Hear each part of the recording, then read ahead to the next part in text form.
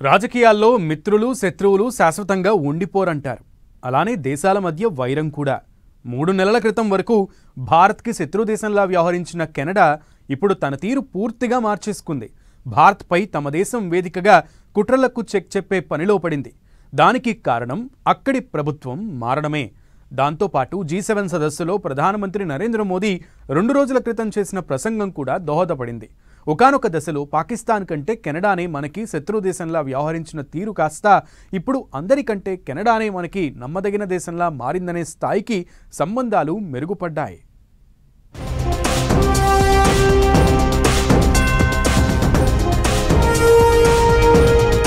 రెండేళ్ల తరువాత భారత్కి దగ్గరగా మెసులుతోన్న కెనడా, భారత్పై కుట్ర జరుగుతుందంటూ సమాచారం పంచుకున్న కెనడా, ప్రస్తుతం అమెరికా కంటే కెనడానే భారత్కి మిత్రదేశమా?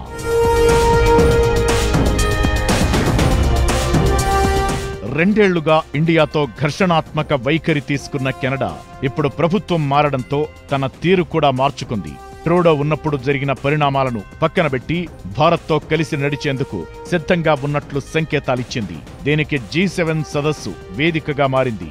ఇదే సమయంలో ట్రంప్ మోదీకి అమెరికా రావాలని పిలుపిచ్చినా మోదీ దాన్ని కేర్ చేయలేదు. మరోసారి కలుద్దామంటూ లైట్ తీసుకున్నారు. దానికి పాకిస్తాన్కి ట్రంప్ ఇస్తున్న ప్రాముఖ్యతే కారణం.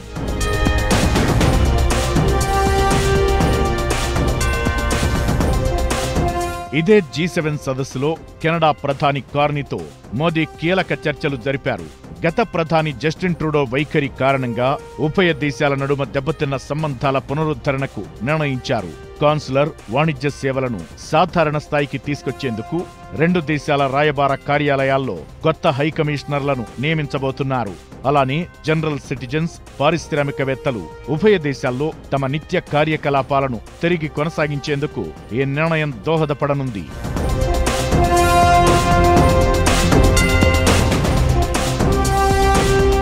రెండేళ్ల క్రితం ప్రధానిగా ఉన్న ట్రూడో కెనడాలో సిక్కు వేర్పాటువాద నేత హర్దీప్ సింగ్ నిజ్జర్ హత్యలో భారత హస్తం ఉందని ఆరోపించారు. అప్పట్నుంచి 2 దేశాల మధ్య గ్యాప్ పెరిగి చివరకు రాయబారులను బహిష్కరించుకునేంత వరకు వెళ్ళింది.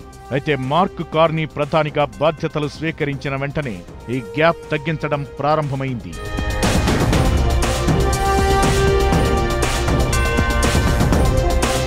తాజాగా G7 సదస్సులో వీరి మధ్య సంభాషణ, చర్చలు కూడా దానికి మరింత దోహదపడింది.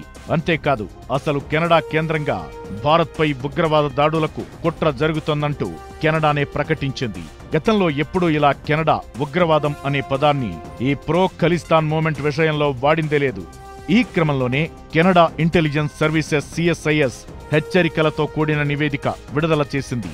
భారత్ని లక్ష్యంగా చేసుకుని హింసాత్మక కార్యకలాపాలను ప్రోత్సహించడానికి, నిధుల సేకరణకు ప్రణాళిక వేయడానికి కెనడాను స్థావరంగా ఉపయోగిస్తున్నారని మొదటిసారి అధికారికంగా ధృవీకరించింది. దీంతో ఇకపై భారత్లో కెనడా ప్రభుత్వం ఉగ్రవాదంపై పోరాటంలో కలిసి వస్తున్నట్లు స్పష్టమైన సంకేతాలను పంపినట్లయింది.